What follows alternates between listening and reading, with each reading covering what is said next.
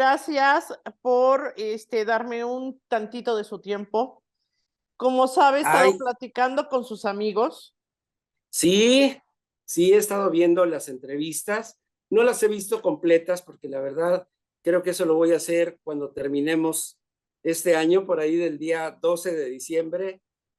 Ya tenemos unas 3 semanas en que no grabamos, así que en esos días en la casa de usted, ahí estaré viendo las completas. Perfecto, porque como le comentaba, mi intención nada más es dejar un testimonio de esas personitas que inventaron la televisión, porque como decía mi papá, a nosotros no nos enseñaron, nosotros la inventamos cómo hacerla productiva y eficaz. En- Sí, sí, Entonces, muy buenos tiempos, grandes recuerdos, la verdad, grandes entonces, recuerdos. pues, señor Miguel Ángel Erros, empezaremos por el principio.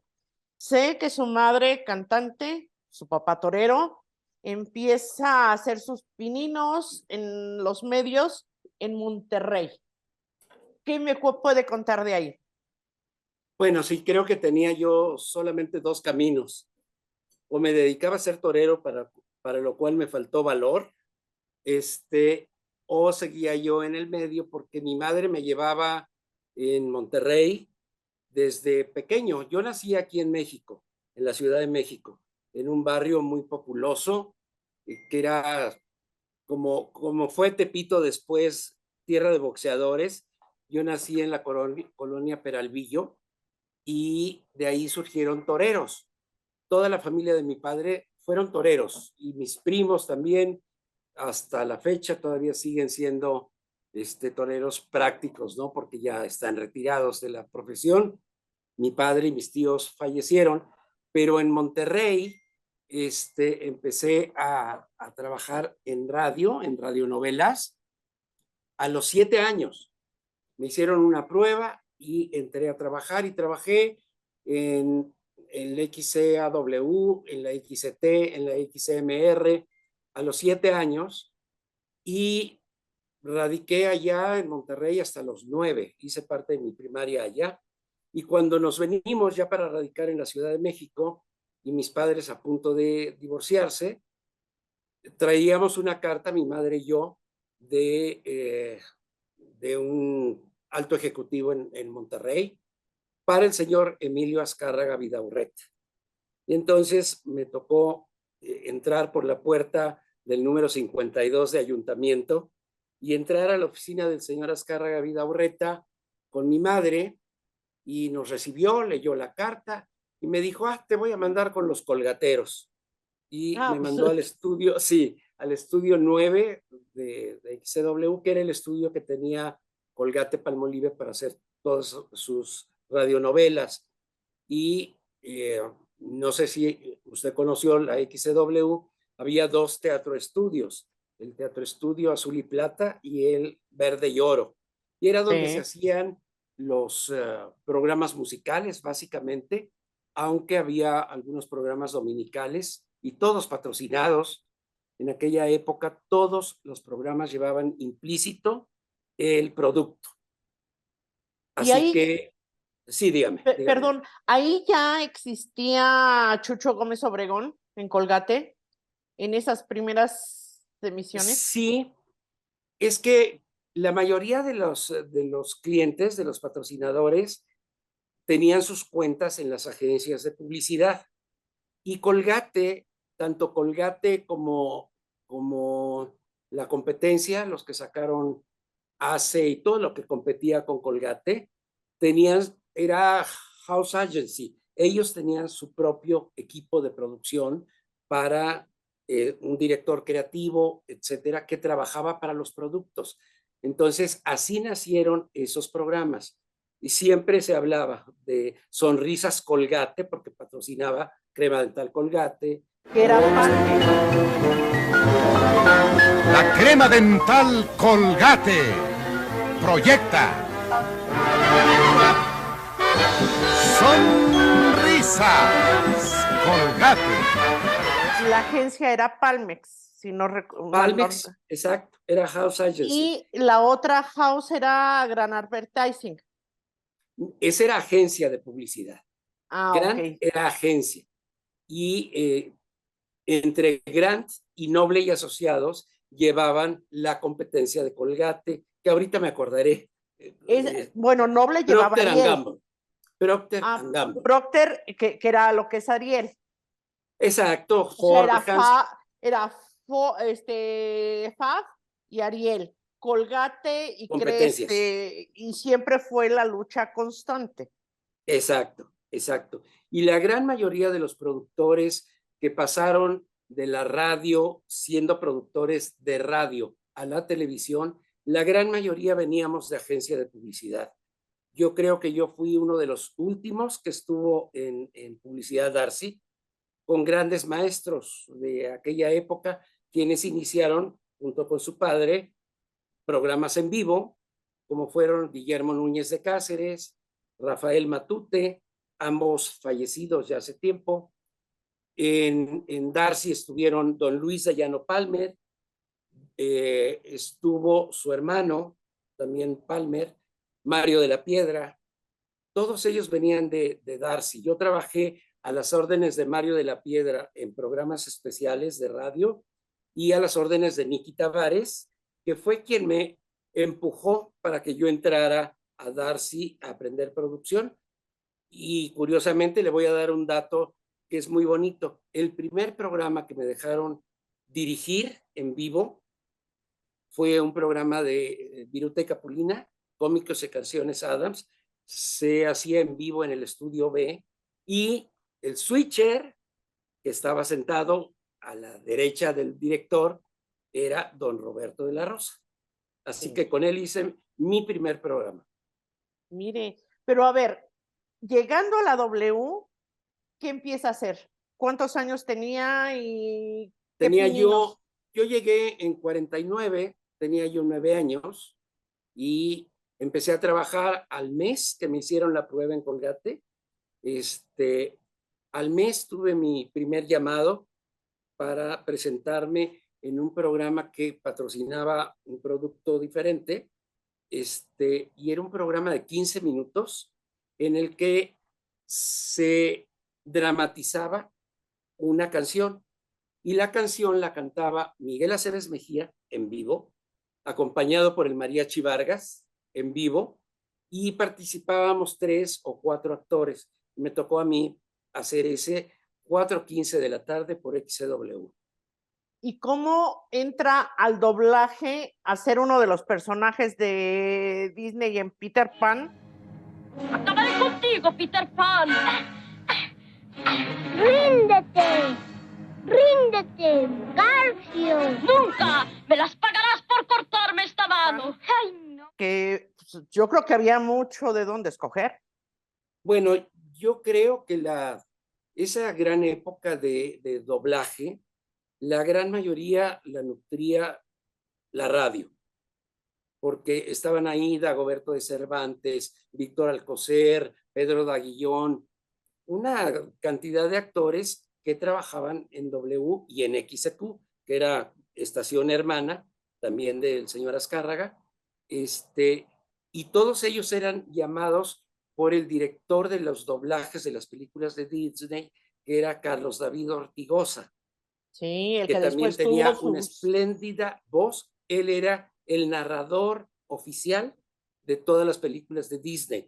Recordará que siempre había una introducción con un narrador sí, que decía, sensacional y duró sí, años. y preciosa. Y él se hizo el director de todos los elementos que trabajábamos con él en doblaje. Y yo entré de último minuto, ya tenían realmente el reparto hecho y Carlos David, que bueno, el señor Ortigosa le decía yo tenía 10 años, eso fue, el doblaje de Peter Pan lo hicimos en 1951. Sí, incluso me contaba Nicky Tavares que también Sí. fue alguna de las voces. Él fue el personaje central, la voz de Peter Pan era de Nicky Tavares. Nicky era un magnífico productor de radio en Darcy, un magnífico asistente de dirección, tanto en radio como en televisión, pero como él mismo lo dijo, casi todo el mundo empezó a emigrar a la televisión. Mario de la Piedra fue contratado por el señor Azcárraga para irse de ejecutivo a Telesistema, y él estaba a cargo primero de los programas de Canal 4, que fue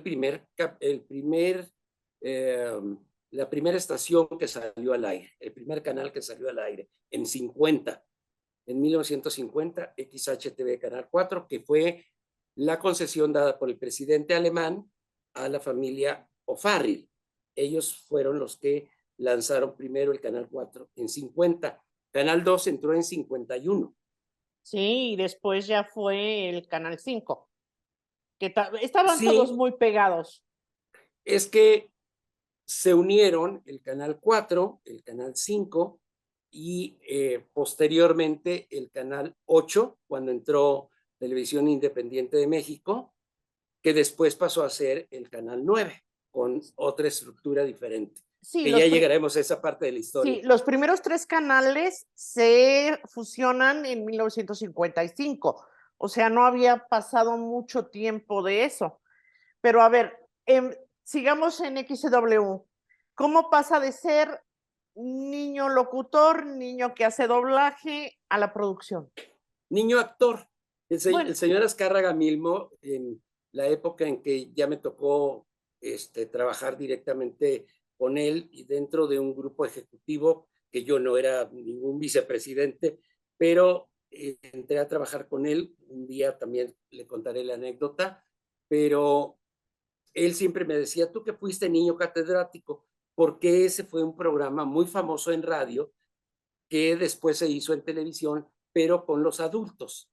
Y posteriormente sí hubo 1 o 2 temporadas de los niños catedráticos que los manejaba Milisa Sierra, que era una gente muy reconocida en voz y que era también asistente del bachiller Álvaro Gálvez y Fuentes, que él era locutor, pero también producía programas de radio. Era un señor completo. Sí, sí, sí, sí.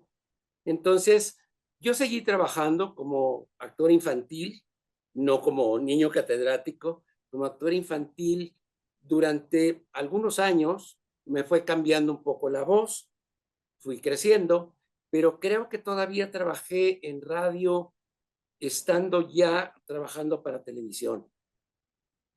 Estuve en la primera serie que se hizo en Canal 4, que se llamó Ángeles de la Calle, una historia de Félix Pecañé, que después dio grandes éxitos a la televisión y al cine, porque se hicieron historias de él en cine, en televisión en todos y lados. anteriormente en la radio.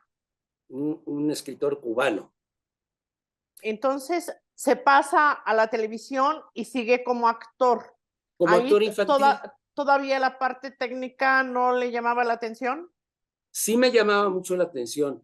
Mire, cuando hicimos Ángeles de la Calle, había pues no sé, era como una bodega enorme que pertenecía al periódico Novedades, en Bucareli 4. Ahí se instalaron los primeros sets de televisión. Ahí y en el piso 13 de la Lotería Nacional, donde se hacían las participaciones de los locutores que iban a cuadro, que eso se heredó de la radio. La televisión después los fue quitando porque no tenía caso que un narrador planteara en dónde estaba ocurriendo la escena o a dónde se trasladaban, dado que la televisión ya lo mostraba, ¿no? Ya la Sí, lo que pasa es estaba. que se quedaron con lo del radio, que no veían qué estaba pasando y había que narrarlo. Aquí ya se ve y ya no hay nada que decir. A lo mucho una musiquita. Pues sí. Sin embargo, por ejemplo, en cine seguimos viendo películas en donde hay narradores también de una voz muy especial, Alcocer o alguno de ellos que tenían una espléndida voz. Lo heredaron ahí. Y le cuento, cuando empezamos a hacer Ángeles de la Calle, la cabina de dirección estaba arriba, en un piso, y todos los sets estaban abajo. Todavía no existía el apuntador electrónico, así que todo se hacía de memoria. Y eran capítulos de 1 hora cada sábado, patrocinado por la Lotería Nacional, Y en esa historia participaron jóvenes, porque realmente era una pandilla de niños, y a mí me tocó interpretar a un niño de 11, 12 años, aparentemente, que estaba enfermo de tuberculosis. Entonces me pasé la cantidad de capítulos que hice, casi todos en cama, y ahí escondía yo mi libreto, y en lo que iban a otra escena, A yo estudiarlo. repasaba mis textos para no equivocarme, ¿no? Y dirigía ese programa Brígida Alexander. Doña Brígida Alexander es Así, la la mamá madre de Susana de Alexander Susana. y de un ingeniero también muy conocido en esa época, Didier Alexander. Y su asistente de dirección era Antulio Jiménez Pons, que fue uno de los grandes iniciadores de la Sí, televisión. no, bueno, toda la familia, porque hasta Sí, Susana. sí, sí, todos ellos, todos ellos. Entonces yo me subía, cuando terminaban mis escenas, me subía a ver dirigir a la señora Alexander y de repente se subían algunos otros. Había otro muchacho, Jaime Calpe, que hizo mucho cine. Era hijo de un señor refugiado que llegó de España y Jaimito trabajó en muchas películas. Era un chico muy bonito, muy de ascendencia española y muy buen actorcito. Y él estaba también en esa serie. Y nos subíamos cuando no teníamos escena para ver dirigir a Doña Brígida, porque tenía, a diferencia de cómo se instalaron después en los estudios de Televicentro, el sistema para dirigir, en esa época la parte de dirección estaba arriba y la parte técnica estaba abajo. Entonces ella se levantaba para dirigir y hablaba muy fuerte. Y doña Brígida era de ascendencia francesa, pero como buen extranjero, se aprendió muchas malas palabras, No, picardías, más bien buenas palabras y para las poner el decía. orden. Sí. Exacto, y las decía. Se levantaba y echaba la silla para atrás y estaba en una plataforma, pues como de 1 metro, y nosotros decíamos, un día se va a caer la señora, pero no, lo tenía muy bien calculado, pero era apasionante verla dirigir, cómo le ordenaba a las cámaras, cómo mandaba todo, cómo indicaba que le dieran a los actores indicaciones estando al aire, ¿no? Y Antulio se hizo verdaderamente un mago ahí porque aprendió dirección escénica, sabía cómo dirigir actores, tenía muy buen feeling de actores. Todos los hermanos Jiménez Pons trabajaron en cine. Sí.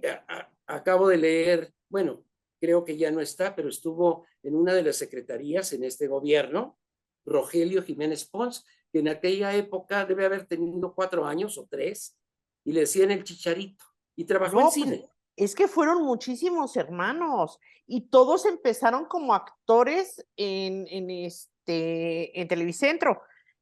Y me Más que contó, nada en cine, más que nada en cine, sí, porque Antulio ya cuando entró a televisión, Antulio debe haber tenido 19, 20 años, ok. ¿sí? Y era muy común que preguntaran que cuando se necesitaba un niño en cine, le preguntaban a la mamá de los Jiménez Pons qué niños tenía y de qué edades, y decía, no, díganme, ¿cuándo van a empezar la película? ¿En un año? En un Yo se año los tienen tengo. niños, Sí, sí. sí, eso lo Fue una contaba mi anécdota que papá, pero contaban genial, todos. porque aparte sí tuvo muchos hijos Sí, y sí, todos sí. dentro del medio en un lado o en el otro. Sí, Gloria Jiménez Pons se hizo, yo creo que fue la primera productora, junto con Brígida Alexander, productora, directora en televisión, porque ella trabajaba en un programa matutino donde modelaban Al de Pilar Candel. Pilar Candel, creo que sí, y ella empezó ahí y después, como herencia de sus hermanos y de toda la familia de cine, empezó a dirigir y estuvo mucho tiempo dirigiendo, Gloria Jiménez Pons, en esas revistas matutinas en donde se Matutinas de metía. lo que viene siendo hoy y todas las que han Exacto, surgido. pero era más dedicado a maquillaje, a qué hacer de comer, Ah, que con sea barato y Chepina. que, exacto. Chepina, Sí, exacto. que La le cocina de decían Chepina ahí Chepina nació. la cochina. porque Sí, entró sin saber cocinar. La llevó la señora Aguilar, que también fue una señora que llegó ahí porque traía a sus niñitos y después fue una de las principales jefas de agencias de modelos. exacto. Pilar Candel tenía su agencia de modelos y de Sí, ahí surgieron algunas otras. Por ejemplo, en el programa que pasaba los viernes, Max Factor, Las Estrellas y Usted, ahí tenían 4 o 5 modelos, porque pues todos los productos Max Factor eran de belleza y sí. eran unas modelos guapísimas, entre ellas Maxine Woodside. Sí, claro. Maxine fue modelo en Max Factor y después empezó a meterse al espectáculo y con nosotros hizo en Televicentro una serie que se llamó De Boca en Boca, de los primeros programas que se hicieron de Sí, antes chisme y de demás. chismes, antes de Ventaneando. Ahora sí Exacto. que la pionera. Sí, sí, realmente Maxine lleva muchos años, Sí, muchos. todos, porque incluso ella llegó a ser de las niñas a gogo del programa de Orfeón.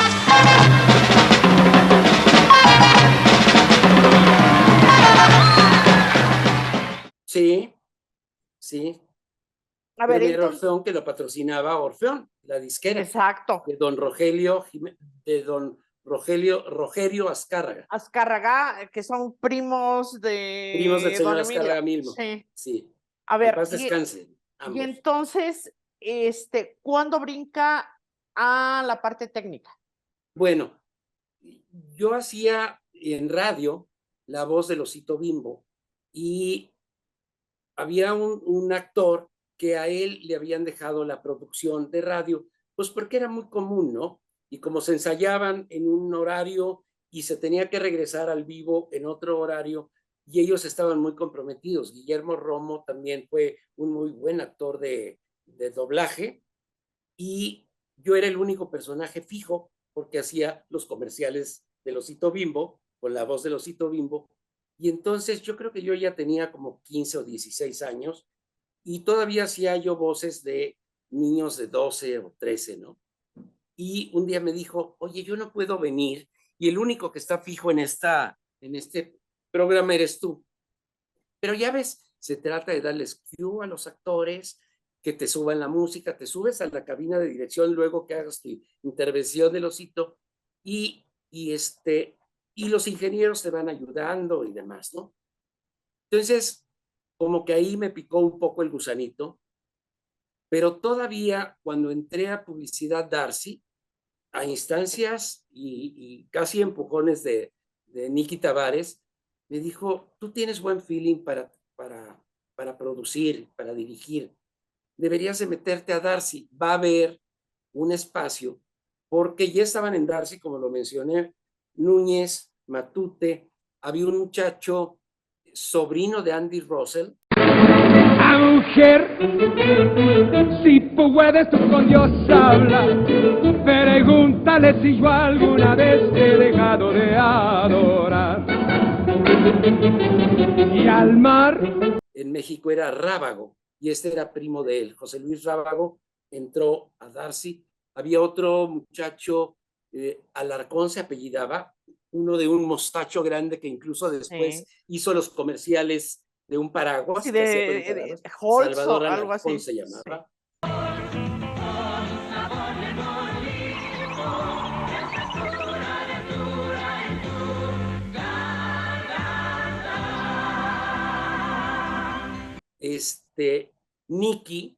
Nicky que venía desde la época de Mario de la Piedra, porque Nicky hizo la voz de un asistente que se llamó, ay Dios, el personaje, lo hizo Arturo de Córdoba, y él era su asistente, y que se suponía que el asistente tenía 14 años, que era la edad que tenía Tavares en aquella época. Y Nicky era sobrino de una actriz que después hizo con el grupo de Panseco, la famosa Domitila, la criada que salía con Sí, sus... Lucila de Córdoba, era tía sí. de Nicky Tavares. Ah, y, mire. y su hermano, Antonio González, era una espléndida voz de actor de radio. Por eso Nicky entró a trabajar a A la radio. trabajar la radio. Sí, yo no sé si él se los contó, pero yo sí No, recuerdo muy bien, esa ¿no? parte, es que con él hablé de los productores de comerciales. De Entonces, comerciales. ese fue el tema y no nos metimos tanto en lo que fue la radio. Sí, él tenía una gran historia en radio. Yo creo que él participó en una serie que se hizo de la adaptación de Corazón, el libro de Edmundo Así, D'Amicis, Corazón, diario de un Diario niño. de un niño, exacto. Yo los escuchaba en Monterrey, a Tavares, Jaime Titievsky era otro actor, no sé, eran como 7 u 8 actores juveniles, infantil, juvenil, que trabajaron en esa serie. Bueno, en Y esa luego, pues época, ya, en esa época ¿perdón? en esa época debe haber conocido a Benjamín de la Torre Guiaro, que era uno Claro, de los escritores importantes de W. sí, él trabajó mucho para Grant.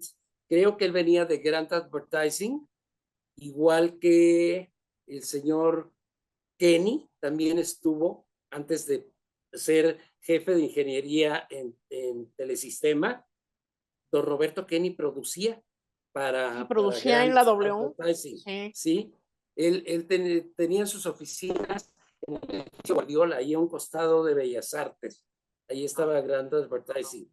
Y Publicidad Darcy estaba en donde está ahora el hotel, bueno, estuvo el Hotel Hilton frente a la estatua de Cuauhtémoc, en esa Sí. glorieta. Ahí estaba Publicidad Darcy, Reforma 185. Entonces, usted entra como planilla de Publicidad Darcy. Sí, yo entro como el último, el anterior, cuando se fue Rábago, ya estaba ahí Humberto Navarro, era el más joven de ellos, le Pero decían él el niño. era como el office boy, o sea, era el asistente de todos. Pues mire, yo creo que todos los que empezamos, éramos asistentes porque teníamos que estar en todos los programas. Me voy a acusar porque yo tuve que dejar la carrera que que me había comprometido con mi madre. Llegué hasta el 3er año de ingeniero petrolero, pero yo ya no podía seguir, o seguía yo con la carrera o seguía yo con la publicidad, y preferí quedarme en la publicidad porque me apasionó toda la vida desde niño. Así que me quedé en esto y dejé trunca mi carrera de petrolero. Y me da mucho gusto porque yo sigo vigente y mis compañeros, que todavía tengo contacto con algunos de ellos que se recibieron de ingenieros, que trabajaron para Pemex y que ya están jubilados y están hartos de estar en su casa tanto tiempo y de no hacer algo productivo, ¿no? Y me dicen, qué bueno que tú sigues ahí. Digo, pues espero que todavía me aguanten en Televisa y que yo también aguante algunos años más, ¿no? Pero yo dejé trunca la carrera porque era mortal. Los programas ya de televisión se ensayaban por la mañana, aparte de los que se hacían por la mañana. Tavares justamente le tocó dirigir una novela que se hacía para Colgate a las 12 del día. Siguiendo un poco la tradición, el señor Azcárraga Vidaurreta lo que hizo es hacer del Canal 2 una réplica de lo que era XCW. Sí. O sea, en la mañana hay que meter un programa musical para que la gente despierte, contenta, escuchen al mariachi, etcétera. Y de ahí trabajaron Isabel, la hija del Chicote, que cantaba muy bonito. Donde nadie pregunte por qué te perdí. Y se hacía en vivo en un estudio pequeño porque era prácticamente comerciales, un par de canciones de quien estuviera y el mariachi. Y luego venían novelas que en la radio eran por la mañana, que eran para acompañar al ama de casa y a la chica que trabajaba con el ama de casa asistiéndole. Por eso es que todas las telenovelas les llamaban soapóperas en Estados Unidos porque eran patrocinadas por los jabones. Esos Sí, eran para jabones las que... amas de casa. Sí, sí, sí. Colgate tenía 3 o 4 líneas de jabones, jabón Palmolive, jabón Buque Colgate, jabón Colgate, etcétera, ¿no? Igual Sí. que en los detergentes. No, yo me Entonces, acuerdo que mi papá me decía que el maestro Garrido vivía arriba y que don Juan entonces, S. Garrido. entonces cuando necesitaban algo, le subían a tocar y le decían Amparo Garrido o a la otra hermana, bájanos a ayudar. A Marisa Garrido. Exacto. A ver, nos quedamos en la parte que empieza a hacer sus pininos en dar En un producción. cue, dar un Ujú. cue, dar una entrada. ¿Cómo brinca? Bueno, le comentaba yo que la verdad apenas si nos daba tiempo. Yo le cuento rápidamente porque yo tenía clases a las 7 de la mañana y tenía yo que estar en las oficinas de Darcy a las 9 o 9:30, porque a las 11 tenía que estar en lo que tuviéramos en Televicentro. Estaba dirigiendo Núñez de Cáceres, Nicky Tavares era su asistente, yo estaba atrás aprendiendo cómo marcaba Nicky las entradas de cámara, en qué parlamento iban a qué cámara, por dónde entraba el actor, si se abría una puerta o no. Todo eso había que marcarlo porque en la noche, que era cuando íbamos al aire en vivo, el director de cámaras, que era Núñez o Matute, o en algún caso Tavares, el poco tiempo que estuvo, uno tenía que irlo siguiendo, porque, por ejemplo, Núñez de Cáceres, tal y como ensayaba sus programas en la mañana, así mandaba las cámaras en la noche. Pero Matute no. Matute veía otras tomas que no se las había dado el camarógrafo o los camarógrafos en el ensayo. Y le entraba la Iba a esa imaginación, cámara. Sí, era más improvisado, intuición, sí. pero de repente tenía la cámara 3 del lado izquierdo y había que descruzarlos porque la cámara 3 siempre tiene que ir a la derecha, ¿no? Como decía Mico Villa, otro productor, director, que decía, a ver, cámaras, era un productor muy refinado. No, Y lo decía, lo conocí lo y conoció. aparte buen escritor. Sí, sí, y corregía todo porque era un muchacho, una gente educada, había estudiado y demás. Y decía, cámaras 1, 2 y 3 en abanico. Y es que así se ponían, Sí. 1, 2, 3. Después ya fueron 4, 5, y de repente en un musical utiliza uno ahora hasta 8, 10 cámaras, ¿no? No, y Para las tener más aéreas encuadres, y y el las... público y Sí. todo lo demás, ¿no? Entonces, yo tenía que estar en todo para ir aprendiendo. Yo entré a Darcy en 1962. Nicky ya estaba en el área de comerciales. Matute también dejaba de producir un poco de televisión y él encabezaba el departamento de cine, porque pues prácticamente todos los comerciales se hacían, como lo dijo Tavares, en 35 milímetros, aunque algunos todavía se hacían en 16, que era gente que estaba dentro de Televicentro, o sea, Sí. dentro de la estructura del telesistema, había algún noticiero, cuestión de minutos. Creo que ese se hacía todo en 16 milímetros. Pero ya las grandes empresas, que ya no me meteré a eso porque Tavares lo detalló muy bien, hacían las producciones en 35 milímetros color. Y las agencias lo que hacían era todo. Había un director creativo en la agencia o dos para manejar las campañas promocionales de los productos. Había los ejecutivos que manejaban esos productos o ese cliente en específico, Sí. como era Cigarrera La Moderna, eran tantas las marcas de cigarro que tenían que no podía un solo ejecutivo llevarlas, sino que tenía que tener el ejecutivo en jefe, tenía otros 2 asistentes para ir llevándole la diferencia de marcas para que las campañas no fueran iguales, ¿no? Sí. Entonces, yo pasaba el día ahí igual que cuando estuve nada más en las radionovelas, porque se ensayaban en la mañana y se hacían en vivo en la tarde-noche. Así que no tenía uno tiempo, sobre todo en esa época, pues yo tenía de los 10 a los 16, 17, yo no tenía coche, no manejaba. No, bueno, Este, nadie.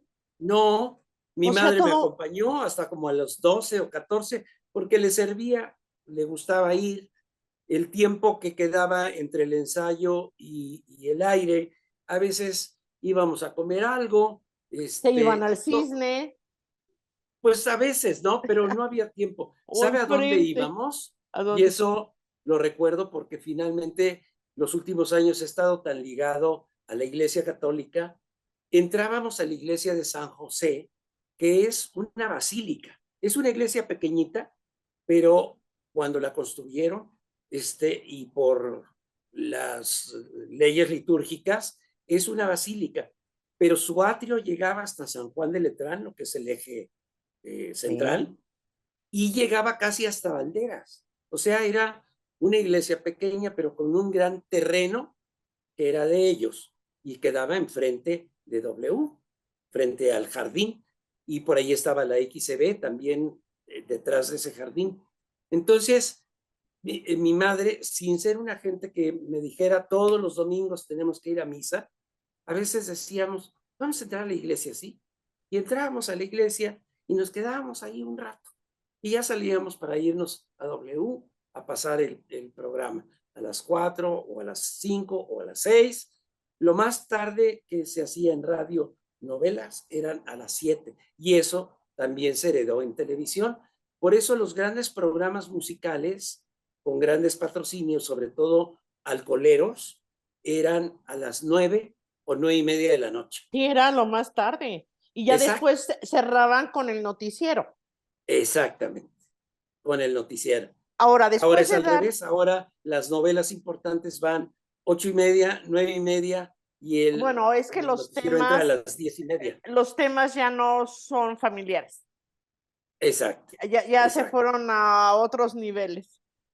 Bueno, los musicales la verdad es que siempre fueron muy agradecidos y creo que de ese tipo de programas después surge el gran programa impulsor de estrellas que fue Siempre en Domingo, ¿no? Así, pero realmente la televisión se hizo con telenovela y programa musical.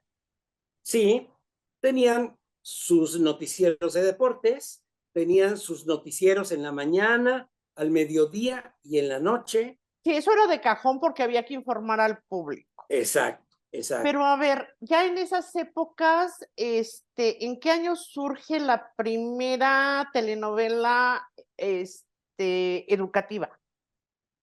Con el La señor primera novela educativa, realmente Telesistema Mexicano y Televisa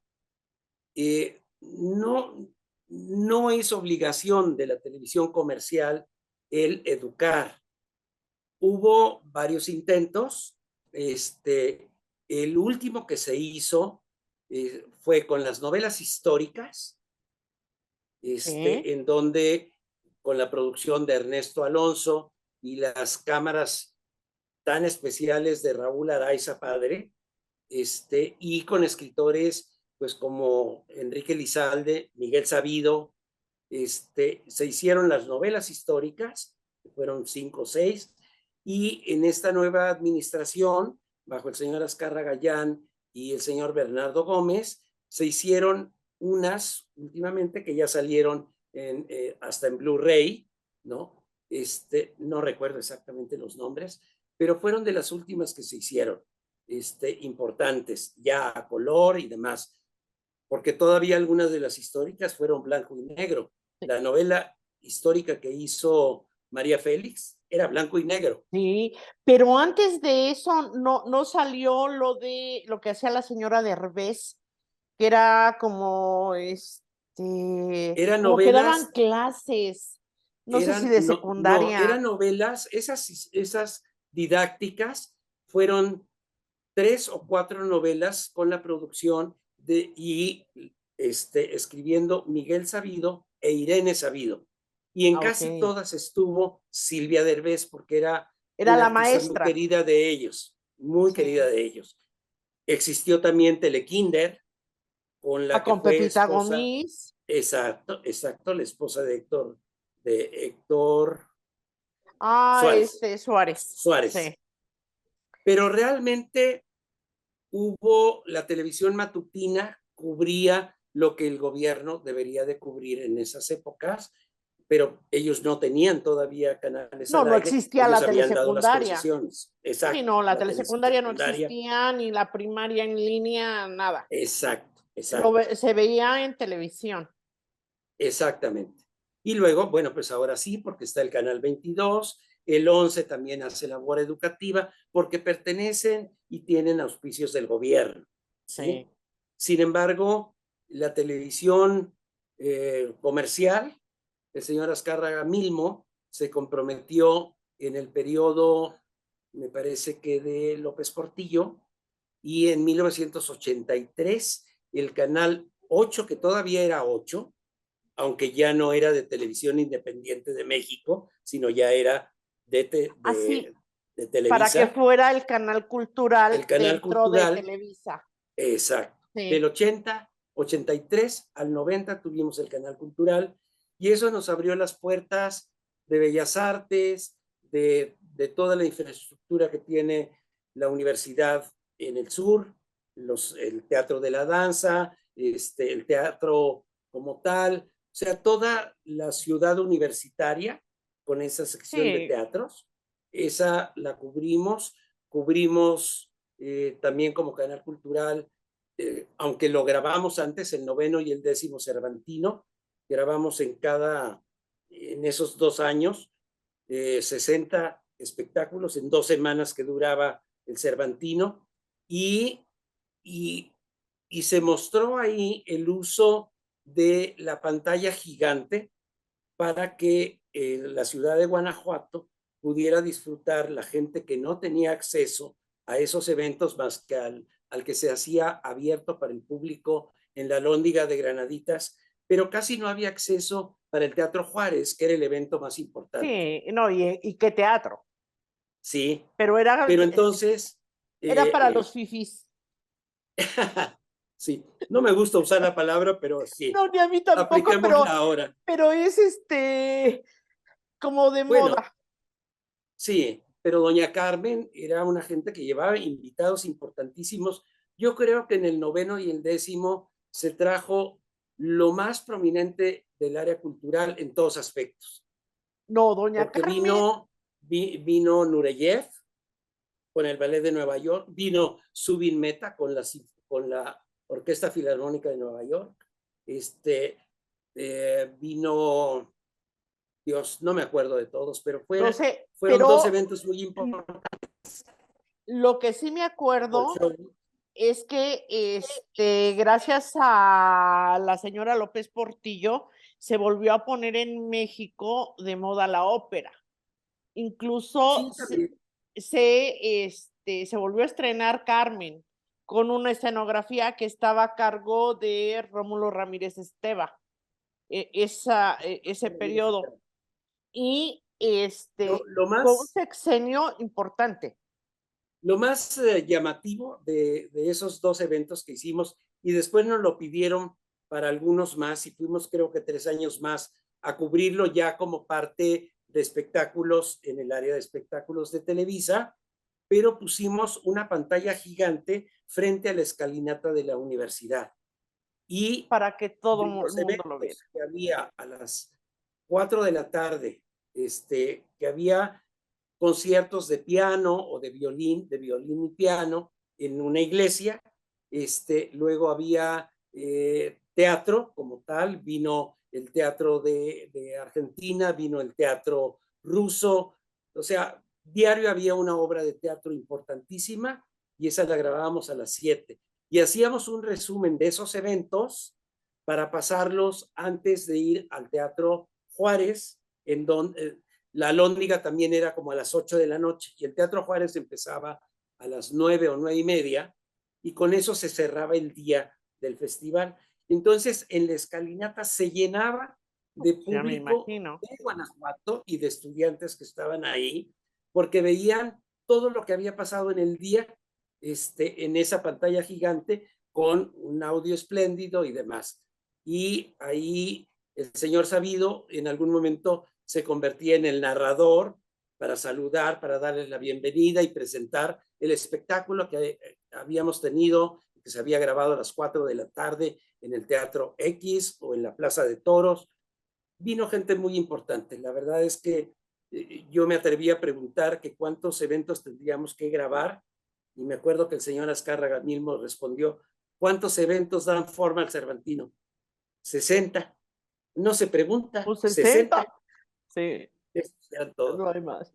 Esos 2 eventos y luego fuimos nada más a cubrir todos y durante esos años cubrimos el Festival Sinaloa, todo el Festival Sinaloa, que no solamente se llevaba a cabo en la capital del estado, sino que unos eventos se hacía un día en Mazatlán, el otro día en Culiacán, y aparte mandamos cámaras a todos los lugares a donde iban los invitados que habían estado en esos 2 lugares y que les tocaba cantar en X pueblo, en la plaza central y demás.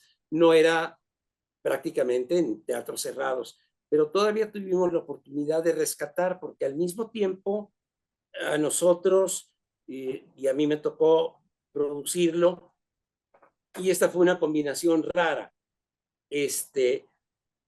Yo estuve 2 años también con Raúl Velasco, y estando con Raúl Velasco y compartiendo con Alberto del Bosque y Benjamín Hidalgo la dirección de cámaras, y Raúl nos nombraba como productores de su evento, porque realmente él daba la estructura y uno tenía que ir acomodando todo, Todo. y a veces él lo cambiaba ya al aire, ¿no? Pero esa era realmente la responsabilidad, y decía que sus 3 productores éramos Alberto, Benjamín, y yo fui el último que entré, y estando ahí, para el Canal Cultural, hicimos una serie que se llamó Vida y Voz con Juan José Arreola, y entonces llevamos a Arreola, primero empezó en Foro, en Televicentro, a las 11 de la noche, y llevamos a Arreola prácticamente a toda la República. Hicimos 2 años de Vida y Voz, y cerramos Vida y Voz con 10 programas que hicimos en España, con él, y llevamos a Rosenda Monteros, llevamos a Sonia Furió, para que intervinieran, y grabamos, pues, 10 capítulos en diferentes partes de España. Sí, no, es que el señor Arreola era un charlista innato. El tema que se le tocara, un chiste, de todo sacaba una plática esplendorosa. Sí, sí, yo le decía, maestro, lo que no sabes lo inventas, ¿verdad? Dice, pero me sale bien, ¿verdad? Era muy chistoso, era un gran personaje, un Sí. gran personaje. Claro, había que condescender con él en muchas cosas. Y me acuerdo que el programa que se hizo en Televicentro lo arrancó Gabino Carrandi como productor, y en cámaras estaba Guillermo González, que todavía Memo Sí. González está en imagen. Y luego, después de 2 o 3 semanas que lo arrancaron ellos, lo tomó el señor Sabido y yo hacía cámaras. Y entrábamos a las 11 de la noche al aire y eran 10:55 y no llegaba Arreola. Y nosotros sufriendo. No, pues Y llegaba obvio. con su capa corriendo Y su sombrero. y su sombrero, yo le decía de oreja de elefante porque le colgaba por un lado, y entraba y decía, ¿qué voy a decir? ¿Cuál es el tema? Y entonces, como se llevaba una guía, entrábamos en el tema, y mientras él se informaba y sacaba sus libros para hablar de eso, Miguel Sabido le daba letra a la actriz que lo acompañaba para decir en lo que Juan José Se prepara, que entremos con algo. Si entras tú sola, empiezas a hablar de esto y se va a ir ilustrando lo poco que se tenía que ilustrar, porque realmente ahí lo importante era ver a Arreola con sus ocurrencias y con esa verborrea que tenía para hablar de todo. Y en provincia lo disfrutaron enormemente, porque de las universidades decían, no, es que si vienen a Sinaloa, vayan a la universidad para que hagamos un programa con Arreola. Y eso era muy bueno, porque realmente los estudiantes que encontramos en todos los lugares iban a los programas de Arreola, le preguntaban, y él era feliz y cambió su look, porque incluso el señor Azcárraga, que le tenía un gran aprecio, lo mandó con su sastre para que le hiciera unos trajes y se viera Se elegante. viera decente ante la cámara. Pero aún así con sus No, trajes llegaba con su capa y luego se la quitaba. No, ya me pero imagino al señor Azcárraga diciéndole. y Juan José no le gustaba viajar en avión. Entonces, la empresa le compró ¿cómo se llama? Estos transportes. Dormía, sí, un camper. Una camper en donde la llenó de libros y de vino tinto, que era lo que él le encantaba tomar. En las noches se tomaba su vino tinto y en las grabaciones de repente tenía por ahí una botellita de vino tinto y lo mezclaba con vino blanco para suavizarlo y creo que hablaba mejor cuando se tomaba su vino y empezaba a hablar. No, era un genio. Tenía mucho cariño. A ver, señor, vamos a otro punto. ¿Usted estuvo en la primera transmisión de las mañanitas a la Virgen de Guadalupe cuando se los llevaron al bote? No, esta es una herencia y aquí tengo el libro, no sé si... de don Carlos. Carlitos Salinas Saucedo. Sí. Carlos, y en el libro habla de todos los productores y cuando habla de un servidor, dice que yo trabajé a sus órdenes durante un tiempo, sobre todo cuando estuvo como vicepresidente de producción en Televisa, Raúl Astor, que Carlos venía de ejecutivo pues desde los principios de la televisión porque fue de los productores que estuvieron en el Columbia College y que se prepararon para echar la televisión a andar junto con su padre y con gente que viene ahí en las fotos de este libro al inicio.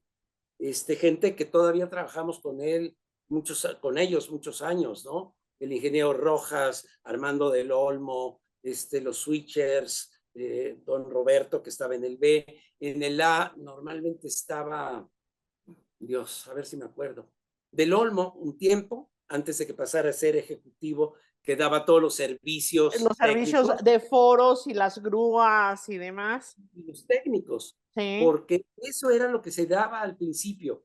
Televicentro, la familia Azcárraga lo que daba era tiempos aire, que para eso la gente que manejaba medios en la agencia de publicidad iba y decía, hablo de Darcy porque es donde viví 5 años, ¿no?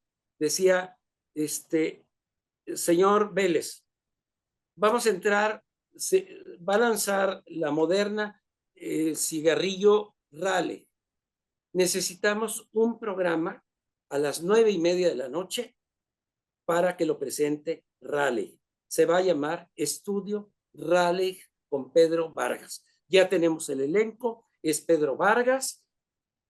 La agencia les pagaba a todos, incluyendo a los técnicos que tenían su sueldo de Telesistema.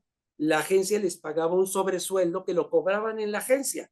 Y entonces uno podía pedir al switcher que quisiera, aunque estuviera en otro estudio, para ese programa en especial. Y entonces metían a alguien a cubrirlo en el tiempo que le tocaba por la planta que tenían. Venía a switchar Estudio Raleigh. Igual queremos que esté tal camarógrafo en la grúa, que era una novedad en la televisión, la grúa, que Armando del Olmo, de un diseño que vio en Estados Unidos, hizo una grúa muy a la mexicana, pero que funcionaba muy bien, ¿no? Dando tomas altas y de ahí bajaba. Y había un camarógrafo que ahorita no recuerdo exactamente el nombre, está aquí en este libro, bajaba y se cerraba y demás, ¿no? Entonces era una gran novedad la grúa. Entonces decían, 9:30 de la noche tenemos a Paco Malgesto, que también tenía sueldo en Telesistema porque era de los conductores que hacían toros, béisbol, box, lo que fuera, que eran programas que a veces no tenían todavía patrocinio y que eran programas de mantenimiento donde quien los producía o dirigía cámaras a veces no tenía pago todavía hasta que entrara un patrocinio. Pero entonces la agencia compraba el tiempo, pagaba ese sobresueldo y los comerciales los entregaba a la agencia a través del director y el productor al área de donde se reproducían, el telecine. Hacia donde estaban los proyectores aquellos de 16. Entonces ya los tenía uno, a veces los llevaba uno editados para hacer en la misma imagen de 35 o de 16 milímetros con masking en negro, hacíamos el fade out para que no se sintiera un corte brusco, ¿no? Y corría uno al máster de repente para decir, oye, mandó el cliente apenas este, chécalo que esté bien, porque en lugar de este va a entrar este otro. Era una televisión, pues iba yo a decir, muy improvisada, pero no es cierto.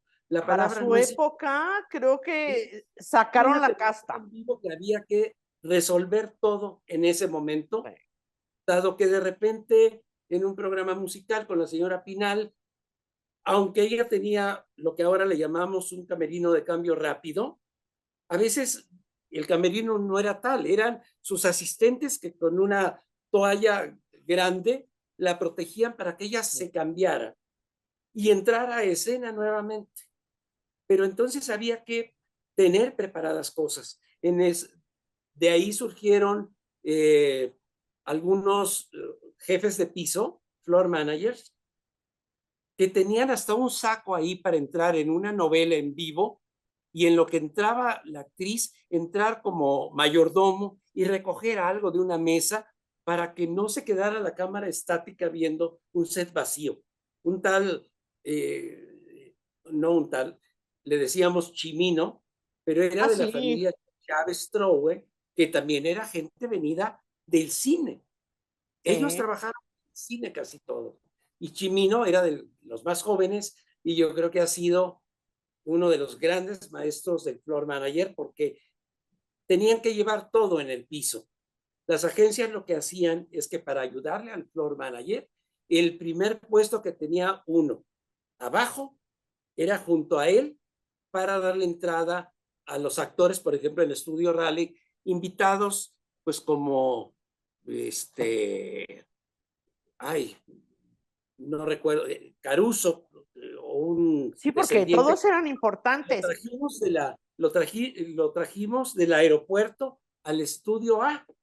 Y entonces pues, no habían ensayado, no sabían, nada más sabían que iban a una entrevista y el asistente que le tocaba estar abajo, y a mí me tocó mucho tiempo estar abajo, igual que a Navarro, igual que a Nicky, y muchas veces cuando no había, todavía no estábamos nosotros, Matute asistía a Memo y Memo asistía a Matute y cambiaban. Todos se asistían a todos, porque también allá andaba Mario de la Piedra. Don Mario ya no, Don Mario ya estaba como ejecutivo, junto a don Luis Ayano Palmer. No, Don Mario realmente entró junto a don Luis en una especie de vicepresidencia compartida. Pero era de don Mario Darcy, ¿no? Técnico. ¿Mandé? Pero también salió de Darcy. Él salió de Darcy, pero ya no entró como productor directamente a dirigir cámaras o a meterse en un proyecto. Yo me acuerdo que don Mario, con la experiencia que tenía, yo hice la segunda versión de Estudio Raleigh, patrocinada por Don Mec, que se llamó Muy Agradecido, con don Pedro Vargas. Fue la última serie que hizo don Pedro. Y el guión me lo hacía Mario de la Piedra con Rafael Matute. Muy chistoso, ¿no? No, bueno, es que Rafael toda su vida se quedó en la televisión, después se fue a Protele, ahí donde era Televisa Sevilla.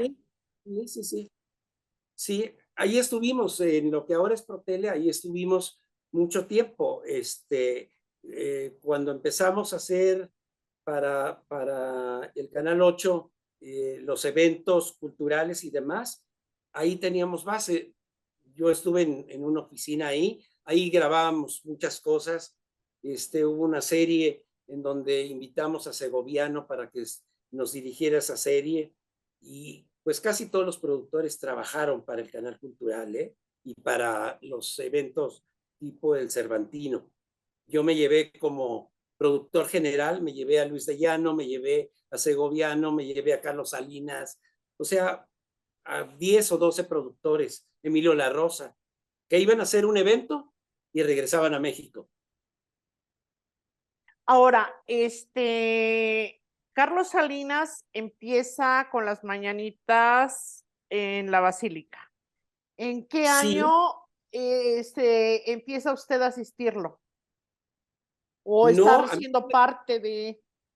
no, a mí no me tocó asistirlo porque en esos años, le digo que yo entré a Darcy en 62 y Carlos empezó en Televicentro en 51. Sí. Entonces, yo ¿En creo qué, que ahí en qué lo parte primero, se juntan?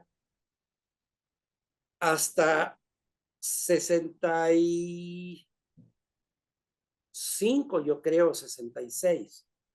Cuando yo salgo de Darcy en 67,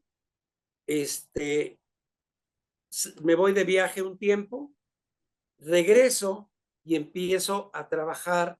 Casi todo se hacía en Televicentro y yo regresé y me invita Carlos y Mario de la Piedra a que vaya yo a Televicentro y me siento junto a la secretaria en un ladito del escritorio de la secretaria de don Mario.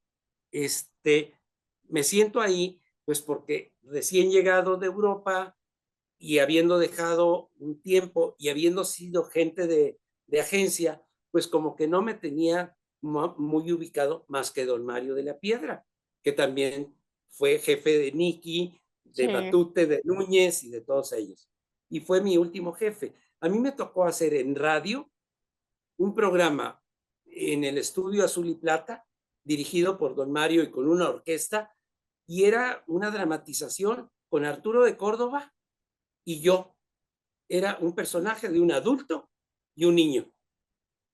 ¡Ay, Y qué me tocó padre! trabajar, ahí viene Martín Corona, que primero se hizo en radio con Pedro Infante y de ahí se derivó a cine. Y me tocó trabajar con Pedro Infante en radio y me acuerdo muy bien que me decía, cuando ensayábamos por la mañana, me decía, niño, ya que habían ensayado todos, me decía, niño, ¿podemos repasar todas mis líneas y tú me vas diciendo cuáles digo yo? Y ¿Y la cuál es? respuesta casi se lo aprendía de memoria. O sea, acostumbrado a trabajar en cine, Sí. se aprendía las cosas de memoria. Y Bueno, desgraciadamente nunca trabajó en televisión en algo importante, o sea, en un musical o en una telenovela, ¿no? sí, no, pero sí sé que estuvo en la primera transmisión de las mañanitas. Es que hay que recordar que en esa época era muy subrayado que México es un país laico. Entonces, Supuestamente. ni las misas se podían transmitir completas, porque toda la liturgia no se podía ver. Sí. En cuanto llegaba el sacerdote al altar para preparar toda la ceremonia, en ese momento las cámaras tenían que salirse, ver el exterior o algo, o ahí se cortaba la transmisión, y se reanudaba tal vez en la despedida. No se podía y no había permiso de que entraran a cantarle. Creo que viene la anécdota muy bien detallada ahí, porque creo que Pedro, con alguien más, no sé quién más, estuvieron en la puerta de la basílica y en la puerta de la antigua basílica, ahí cantaron porque no los dejaron entrar a cantarle a la Virgen. Estaba prohibida por gobierno. Sí. Nosotros ahora llevamos 25 años haciendo tanto las mañanitas como misas mensuales y ahora en la pandemia, en el 19, hicimos 20 semanas corridas, cada 8 días hacíamos la misa, y vemos la ceremonia completa y hacemos un gran close-up cuando dan la bendición y cuando levantan el copón y cuando muestran el cuerpo de Cristo, etcétera. Completa la misa. A ver, Eso entonces, Cuando Carlos Salinas se retira, ¿usted se queda al frente? Sí, en 97 cambia toda la estructura de Televisa, muere el señor Azcárraga en abril 16, abril 16 del 97. Nosotros estábamos, mi equipo de trabajo, que hay algunos personajes que han trabajado conmigo desde hace 40 o 40 y tantos años, estábamos haciendo Pavarotti en Chichén Itzá, un musical. Ah, sí, fue precioso. Y quedó muy bonito, afortunadamente. El día 16 estábamos terminando de iluminar, habíamos estado en Chichén pues 2 semanas para tener todos los permisos del INAH y demás, y el día 16 por la tarde, noche, nos avisan que había fallecido el señor Azcárraga, y entonces como íbamos a transmitir en vivo para que se grabara también acá, por esa misma vía nos mandaron la ceremonia de cuerpo presente que se hizo en el Foro 2 de aquí de San Ángel, Sí. y a mí y a Benjamín Hidalgo, que también estuvo conmigo en la producción de Pavarotti. Él me hizo favor de hacer toda la parte comercial que había que cubrir en situ. Nos dan la noticia, empiezan a entrar llamadas por todos lados de que había muerto el señor Azcárraga, gente, actrices sobre todo, con llanto, pero llanto de veras. No, bueno, es que fue el papá de muchas. O Sí. sea, las apapachaba, las protegía, cualquier problema se iba a su oficina y Yo puedo presumir que creo que fui uno de los más regañados en el tiempo en que estuve con él, porque sí, era una gente muy enérgica y su estilo era muy peculiar, pero si alguien se conmovió del equipo de producción, que tuvimos que hablar con todos los técnicos que teníamos allá, los congregamos, cortamos un momento el ensayo y todo lo que estábamos checando ya para ir al aire, nos tocó dar la noticia y no podía yo hablar, y lo recuerdo y todavía se me quiebra la voz porque yo había estado con él en junta en diciembre del 96 y fue la última vez que lo vi. En diciembre del 96 fue la última vez que lo vi, y tuve junta con el señor Azcárraga justo para Pavarotti, tuvimos una junta y recuerdo unas palabras que en ese momento no me significaron mucho, pero que con el tiempo que ha pasado las entendí. Me dijo, yo andaba un poco mal de salud cuando íbamos a hacer Pavarotti y fui a pedirle que si me podía relevar del evento.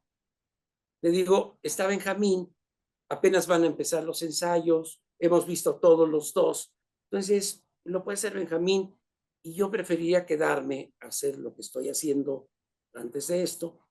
Y me dijo, Erros, no puedes irte, esta empresa va a cambiar en muy poco tiempo y necesito saber con quiénes cuento. Y yo sé que cuento contigo. No lo entendí y le dije, ok, está bien.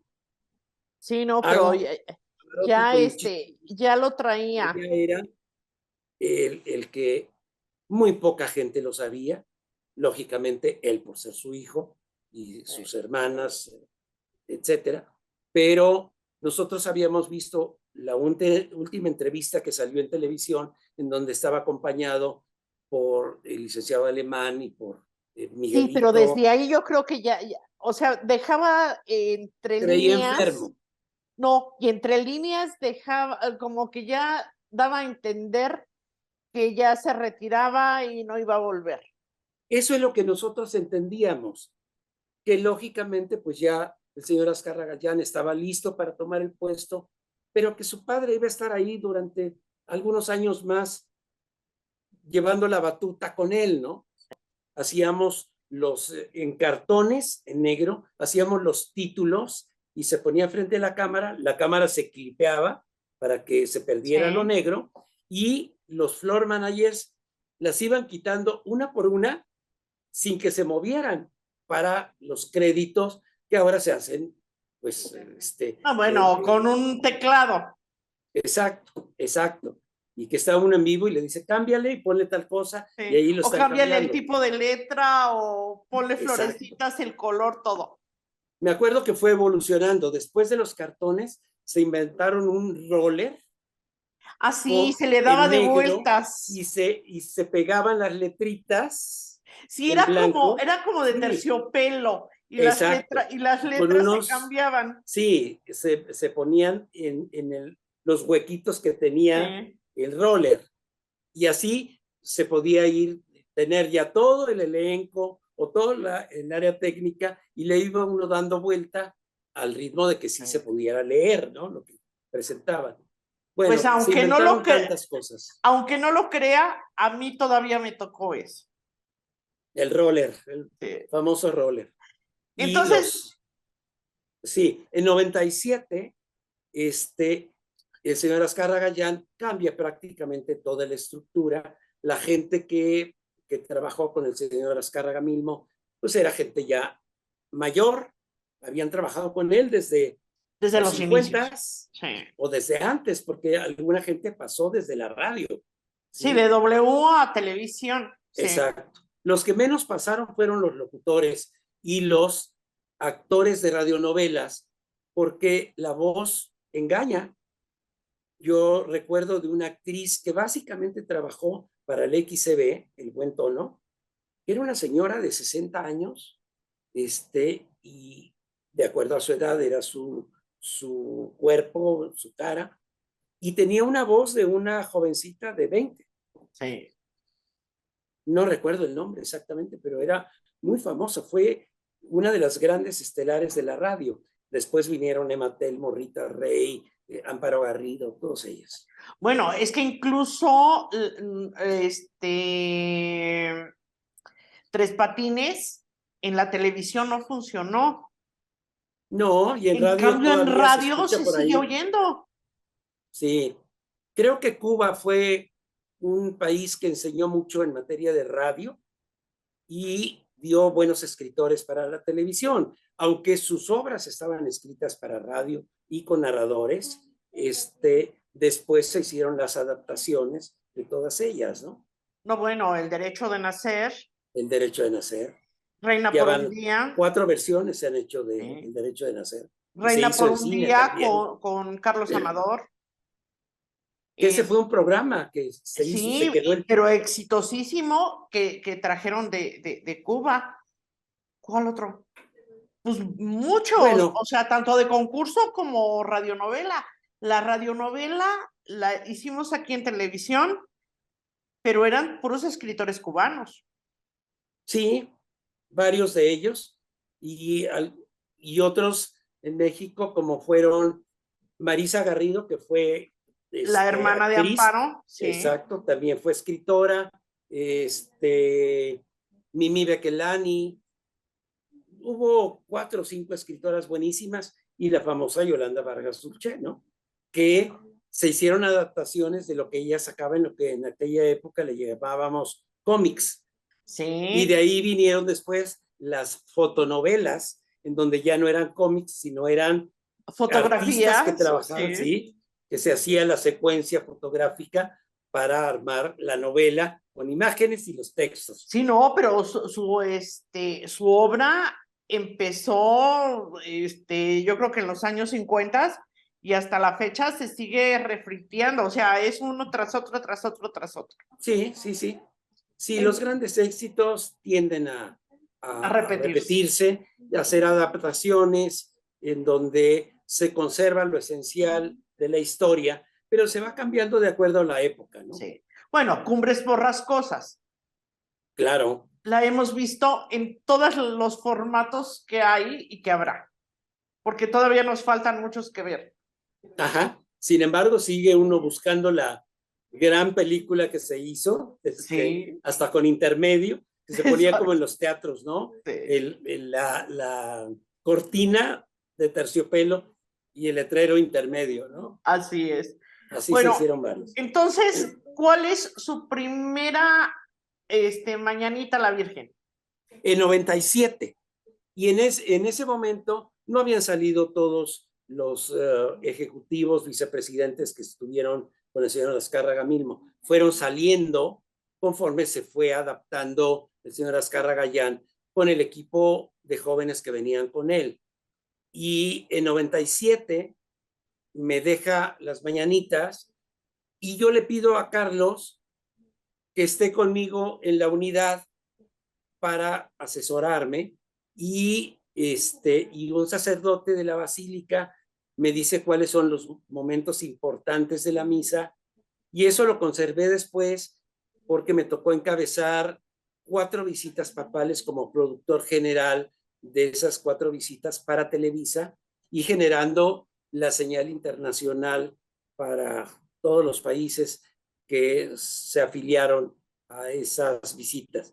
Nos tocó hacer la 3ª y 4ª de Juan Pablo II, la única que hizo el cardenal Ratzinger a México y la última que hizo el Papa Francisco.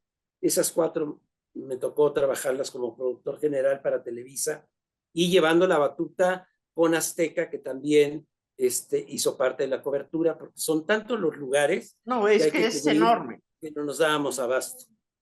Sobre todo esta última fue mortal. Y en algún momento a usted le dieron un pergamino de la Basílica agradeciendo las transmisiones. Sí, sí. Es que esa es sobre tradición. todo de las visitas papales, ¿eh?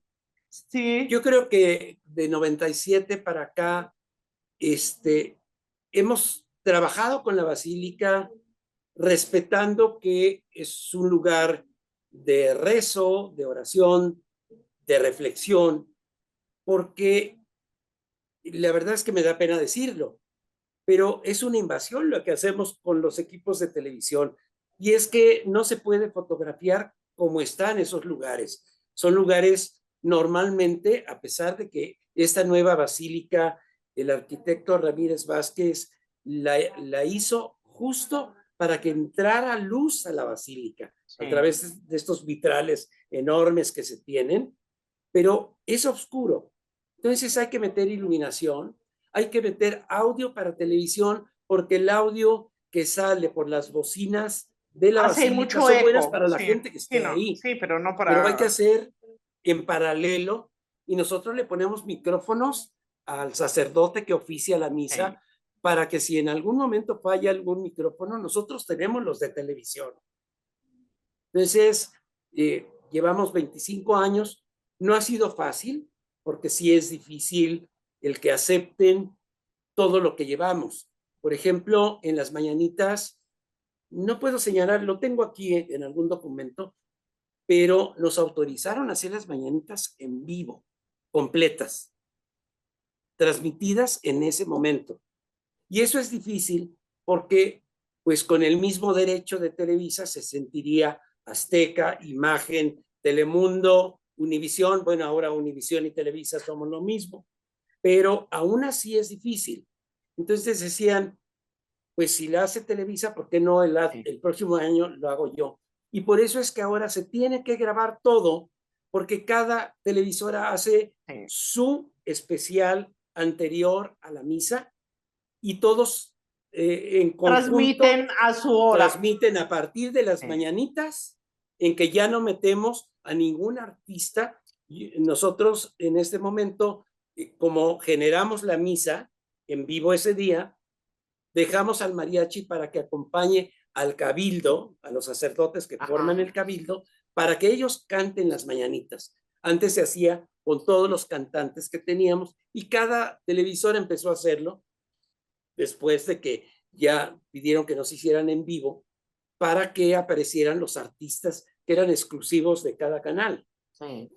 Pero es muy difícil. Sí, no, le preguntaba lo del pergamino porque yo todavía aquí en la casa tengo un pergamino de 1940 que les dieron a todos los de la XCW por haber transmitido las mañanitas.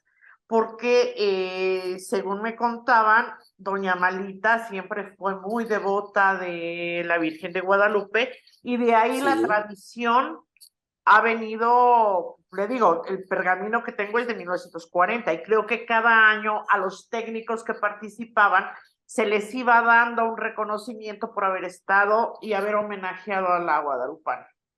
Yo creo que sí. La verdad es que yo de esos años, aunque ya estaba yo metido en esto, no trabajaba yo realmente para Telesistema. Yo después, trabajando para Telesistema ya con don Mario de la Piedra, estuve todavía un año trabajando en Romero Lena en Newell, y luego estuve un año también en Cervecería Moctezuma, que también tenía su propia agencia, ellos manejaban. House Agency me tocó trabajar campañas de Superior, 2X, 3X, Todas las X del mundo. y eso era cine. Me Sí. tocó también trabajar un poco en cine, aunque lógicamente nunca me acostumbré a ver por el visor de la cámara y encontrar todos los defectos que de repente el camarógrafo, ya acostumbrado a eso, decía, le voy a meter un poquito de luz a la botella para que se vean las gotas de que está sudando la botella de lo fría que está, ¿no? Entonces, aprendimos algunas cosas ahí con ellos, pero lógicamente el ritmo es totalmente diferente. Sí. Totalmente diferente. Bueno, señor, pues, ya para terminar, quiero que me platique, pues ahora sí que se sacó un Miura con la Virgen de Guadalupe. Pues mire, esto creo que data de hace muchos años. Cuando estaba en Monterrey, cada año que veníamos a visitar a la familia, era obligatorio ir a la basílica a ver a la Virgen de Guadalupe. O sea, eso ocurrió desde los 3 o 4 años que yo tenía hasta los 10. A los 10 ya estábamos radicados en México y mi primera comunión la hice en la Basílica Antigua, cuando todavía el atrio era de 8 metros y a los 8 metros después de la reja estaban las señoras que vendían las gorditas en esos papeles de color, y todo ese espacio que ahora es el atrio, era lleno de vendimia y de lugares para comer, para Las desayunar. enchiladas frías. Todo eso, era muy lindo. Entro a televisión y me toca por casualidad o porque así estaba destinado el que viera yo a la Virgen y que empezáramos a transmitir desde la Basílica hace 26 años ya. Este año es el 26. Y con Carlos alguna vez fui, porque siendo también apasionado de los toros, y él también, hay una foto ahí donde se ve a David Silvetti, no es David Lisiaga, pusieron Lisiaga en el libro y es David Silvetti. Lisiaga fue un matador muchos años atrás. Es que todos los domingos se transmitían los toros. Sí, Carlos claro. Salinas y mi papá les tocó transmitir años. Es que en los toros, W con Corona transmitía para radio. Sí. Y Canal 2 en mucho tiempo, y después ya fue Canal 5 y luego Canal 4, transmitían las corridas de toros patrocinado por Cervecería Moctezuma, Superior. Sí. Entonces tenían, en modelo tenían a Carlos Albert Padre, que era una persona robusta, gordita. Él era narrador con Paco Malgesto. Y por televisión estaba Pepe Alameda con, fue de siempre. Con Rubén Cepeda Novelo, que empezó un poco a narrar, aunque realmente Rubén, el esposo de María Victoria, no, pero ese Rubén, fue poco, Superior. Realmente los de toros eran Paco Malgesto y Pepe Alameda. Eran competencia. Sí. Eran competencia. Yo estando en Superior, estando ya trabajando básicamente para Telesistema, me tocó dirigir una corrida de toros que se transmitió hasta España con Paco Camino y Manolo Martínez, y no me acuerdo el otro, pero me tocó dirigir cámaras en esa transmisión. Y bueno, a mí me encantaba. Sí.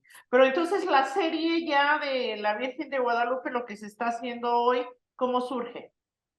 La Rosa de Guadalupe llegó en 2008 y no es un proyecto que hayamos presentado a alguno de los productores, sino una gente que trabajó en producción con un productor que vino de Argentina junto con Raúl Astor, Jorge Lozano, que trajo de Argentina el programa de Silvia Pinal que se llamó Mujer, Casos de la Vida Real. Sí. Y Carlos Mercado era asistente de él y aprendiz de escritura, y se hizo escritor posteriormente.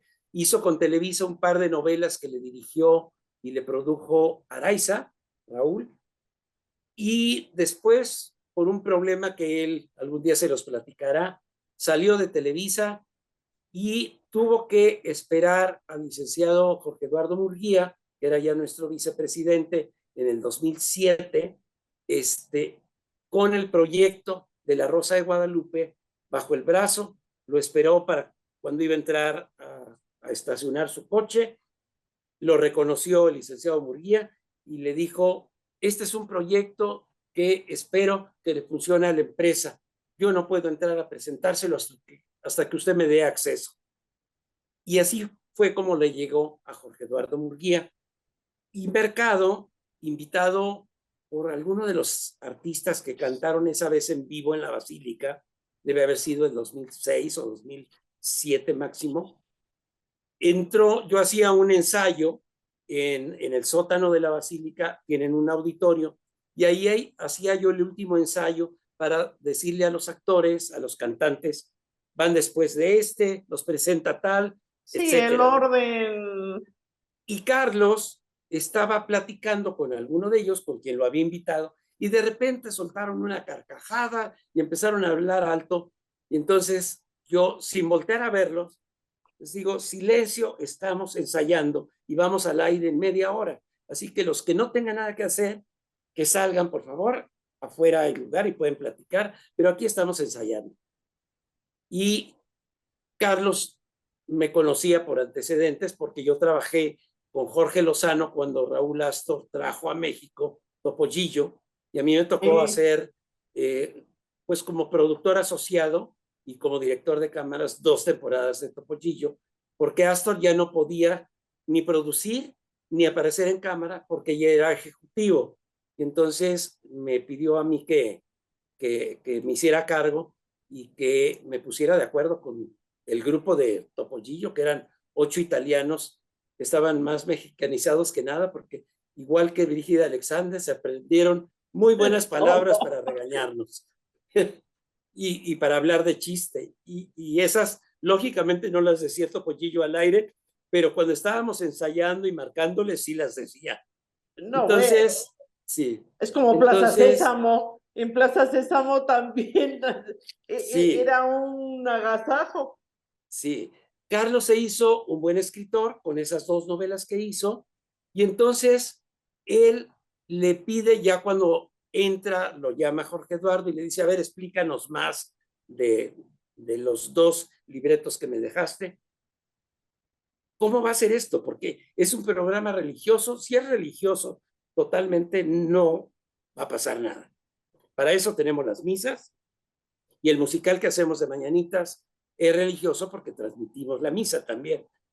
Pero el tuyo, ¿qué es? Señor, es un drama, ficción, en donde el manejo el resultado del drama lo propicia la Virgen, haciendo el milagro de que el niño se salve, de que recuperen su dinero, de que no violen a la niña. Son temas actuales en donde la Virgen intercede para que el milagro se celebre. Bueno, pues vamos a autorizar un par de pilotos a ver cómo nos va. Y Carlos le dice: señor, el señor Erros es quien produce Mañanitas a la Virgen.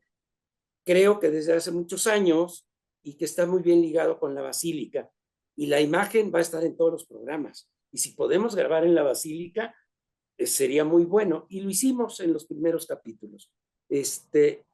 ¿Podría el señor Erros ser el productor?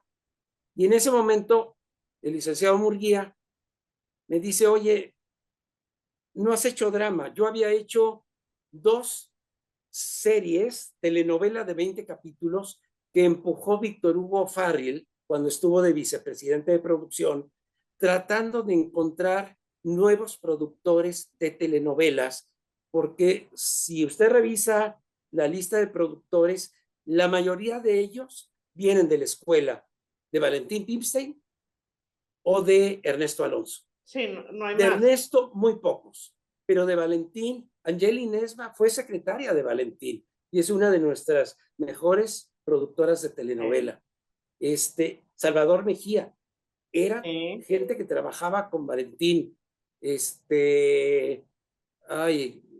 Arbizu, Carla bueno, pues Estrada, ¿de qué grupo era?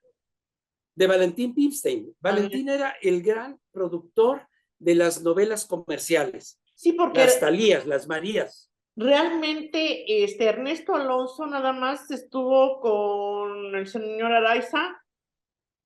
Realmente él tenía primero como director de cámaras Araiza y después hizo de Araiza un director de escena bueno y entró otro muchacho que era switcher a ser el director de cámaras, que ya no está ninguno de ellos. Y el otro pero esas fue, eran las y grandes Juan Osorio escuelas. creo que también, ¿no? ¿Mandé? Juan Osorio. No. Ese Juan trabajó con Memo Díaz Ayas. Guillermo Díaz Ayas también fue un gran productor de novela y él no trabajaba para Pimstein, como que empezó con Ernesto y luego se pasó a ser productor él solo. Y ahí empezó el señor Osorio con él como asistente, pues como empezamos todos, y después fue creciendo y pues ha llegado a lo que es un gran productor de telenovela comercial sobre todo, ¿no? Sí, pero realmente esos fueron los grandes grupos. El otro fue el de Chucho Gómez Obregón, pero ese nada más era para la telenovela de... No, lo que pasa es que las novelas que empieza a tomar Valentín eran patrocinadas por Colgate. Entonces, Chucho Gómez Obregón es el que con Valentín viene y le dice, mira, puedes tener a fulano de tal, a sutano de tal en cámaras, en dirección escénica, porque han trabajado para Colgate. O sea, Colgate trae a sus productores que tenía en radio, los mete también a televisión. Y el jefe de ellos era Chucho Gómez Obregón, que era quien revisaba los libretos también. Él autorizaba todo siendo un elemento de Colgate. Y cuando viene acá, pues el jefe de todos era Valentín en esas novelas, y Chucho venía como supervisor y él traía a una editora literaria para que trabaje con Valentín en hacerle adaptaciones y que acomodes a era sus Tere novelas. Medina. Tere Medina, justo. Eso. Ella era una de ellas. Había como 5 Sí. editoras literarias. Y hubo otra Tere Medina que era directora creativa en Romero Lenen. Sí. Yo trabajé con ella.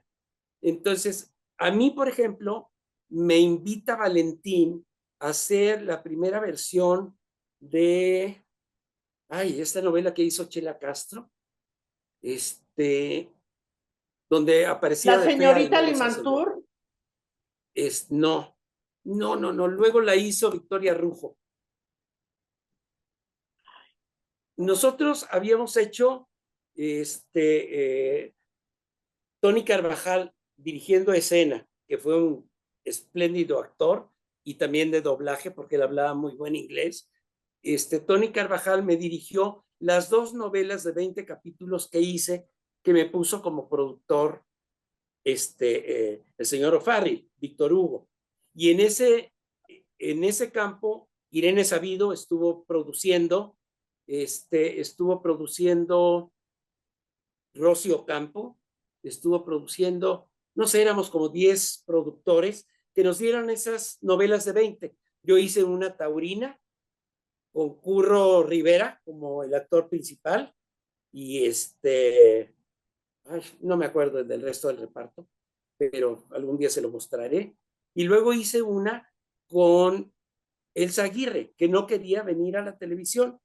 Ella había hecho solamente con Ernesto Alonso Leyendas de México, en donde hizo Ah, sí, una sola, sí, la de la mulata de Córdoba. la mulata de Córdoba, la mulata de Córdoba, y no había querido regresar a televisión porque ella era más de cine.